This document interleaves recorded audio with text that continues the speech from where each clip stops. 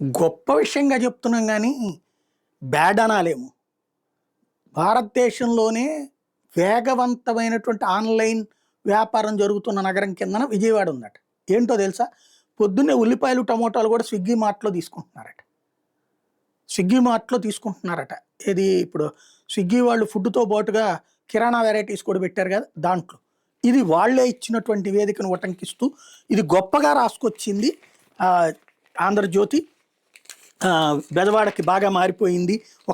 ఒక్కరి Swiggy, Insta bill అయితే 3,60,000 ఇంట్లో ఉల్లిపాయలు అయిపోయాయి. ఇన్‌స్టామార్ట్‌లో ఆర్డర్ పెట్టేద్దాం. సన్‌ఫ్లవర్ ఆయిల్ వెంటనే కావాలి. యాప్‌లో బుక్ చేసేద్దాం. ఇలా విజయవాడ వాసులు స్పీడ్ డెలివరీ యాప్‌ని తెగ వాడేస్తున్నారు. స్పీడ్ కొనుగోళ్లలో మెట్రో మహానగరాలనే తలదన్నేలా ఆర్డర్లు పెట్టేస్తున్నారు.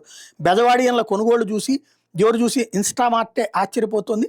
ఈ 2 టైర్ నగరాన్ని షాపింగ్‌లో దేశంలోనే శక్తివంతమైన నగరాలు సరసన చేర్చింది. దేశంలో అత్యంత ప్రజాదరణ ఉన్న Swiggy, Instamart quick e commerce వార్షిక గణాంకాలు విడుదల చేసింది. ఇన్‌స్టామార్ట్ వార్షిక వినియోగ ట్రెండ్స్ నివేదిక మేరకు స్పీడ్ డెలివరీ కొనుగోళ్లలో విజయవాడ దూసుకుపోతోంది. ఆ జోరుతో దేశాన్ని ఒక్కసారిగా తన వైపు తిప్పుకుని షాపింగ్ సిటీగా పేరు తెచ్చుకుంది. విజయవాడ ప్రజల్లో వస్తున్న ఆర్థిక మార్పులకి, జీవనశైలికి ఈ కొనుగోళ్లు అద్దం పడుతున్నాయని ఆ నివేదిక వివరించింది. ఈ ఆర్థిక సంవత్సరాలు అన్ని విభాగాల్లో విజయవాడ నగరం అసాధారణ వృద్ధిని నమోదు చేసిందని పేర్కొంది. విజయవాడ వాసులు ఇన్‌స్టామార్ట్ ద్వారా కిరాణా సరుకులే కాకుండా కిరాణాయేతర సరుకులు కూడా భారీగా ఆర్డర్లు ఇచ్చారు. బ్యాగులు, వ్యాలెట్లు, ఉపకరణాలు ఆర్డర్లు కిందటి ఆర్థిక సంవత్సరంతో పోలిస్తే 538% పెరిగాయి. క్రీడలు, ఫిట్నెస్ ఉపకరణాలకు సంబంధించి కూడా 495% పెరుగుదల నమోదైంది. ఏడాదిలో ఫిట్నెస్, ఆరోగ్య జీవనం కోసం ఇచ్చే ఆర్డర్లు 83% పెరిగాయి. ఫ్యాషన్ దుస్తుల కొనుగోలు కూడా భారీ సంఖ్యలో జరిగాయి. బొమ్మల ఆర్డర్స్ అయితే 245% మేర, ఎలక్ట్రానిక్స్ ఉపకరణాలు 223% మేర వృద్ధి నమోదైంది. ఏ సమయంలో ఎక్కువగా ఆర్డర్లు చేస్తున్నారో దాని మీద కూడా ఇన్‌స్టామార్ట్ తన నివేదికలో పొందుపరిచింది. ఉదయం సమయంలో భారీగా ఆర్డర్లు ఇస్తున్న వాటిలో ఉల్లిపాయలు, టమోటాలు, సన్‌ఫ్లవర్ ఆయిల్, బంగాళదుంపలు వంటివి ఉంటున్నాయి. ఏడాది వీటి ఆర్డర్లు కూడా పెద్ద ఎత్తున పెరిగినాయి. ఇక రోజువారీ స్నాక్స్ ఆర్డర్లో Thums Up, Lays, Bingo, Kurkure, Bisleri వంటివి జోరు కొనసాగిస్తున్నాయి. నూనెల విషయంలో దుర్గా నెయ్యి, నువ్వుల నూనె, వేరుశనగ నూనెల ఆర్డర్లు అధికంగా ఉన్నాయి. ఆకుకూరలో చుక్కకూరను ఎక్కువగా విజయవాడ ప్రజలు కొనుగోలు చేస్తున్నారు. పండుగల సమయంలో కోకో కోలాలు, చాక్లెట్స్, క్రంచీ స్నాక్స్ ఎక్కువగా ఆర్డర్ చేస్తున్నారు.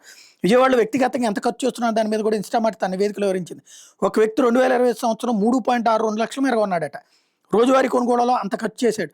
హైదరాబాద్ నగరంలో ఒక వినియోగదారుడు ఏడాదిలో 4.3 లక్షలు కొనడం దేశంలో అత్యధికంగా నిలిచింది. అయితే ఆ వినియోగదారుడు 3 ఐఫోన్లను కొనుగోలు చేయడంతో అంత ఖర్చు అయింది. ఈ బెజవాడ వినియోగదారుడు మాత్రం ఏడాది పొడవునా షాపింగ్ చేయడం విశేషం. విజయవాడలో మరో 3 కొనుగోలుదారులు ఏడాదిలో 3 లక్షల పైగా కొనుగోలు చేశారని ఇన్‌స్టామార్ట్ వెల్లడించింది.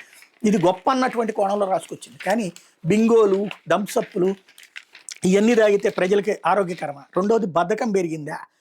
ఇప్పుడు ఇదివరకు పిల్లలని కొనుగోళ్ళకి పంపించేవాళ్ళు. ఇప్పుడు నేను నా 10థ్ క్లాస్ అప్పుడు విజయవాడ వచ్చా. నా ఇంటర్మీడియేట్ టు డిగ్రీ వీటన్నిటి సందర్భంలో కూడా ఎక్కడో మేము కుమారపాలెం సెంటర్‌లో ఉండేవాళ్ళం. వన్ టౌన్‌లో సామాన్లు తెచ్చుకునేవాళ్ళం షాపులు.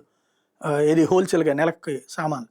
అక్కడి నుంచి భుజం మీదన పెట్టుకుని వచ్చి మార్కెట్ దగ్గర బస్సు ఎక్కి లేకపోతే గనక నడుచుకుంటూ ఒక రూ. 10 మిగులుద్ది అనుకుంటా నడుచుకుంటూ వెళ్ళిపోయేవాడిని ఇంటి దాకా కూడా. అలాగా కొనుగోళ్ళు అనేటటువంటిది నడిచినాయి ఆ రోజులు. ఇవాళ వచ్చేటప్పటికి అంటే షాపింగ్ అనేటటువంటిది మానేశారు జనాలు వెళ్ళటం రోడ్ల మీదకి. ఇంట్లో కూర్చుని కొనటం అలవాటవుతుంది. ఇది శారీరక వ్యాయామం తగ్గిస్తుంది. ప్లస్ వ్యాపారులు నాశనం అయిపోతారు దీంతో. ఆ కోణాన్ని టచ్ చేయకుండా ఈ కోణాన్ని టచ్ చేశారు.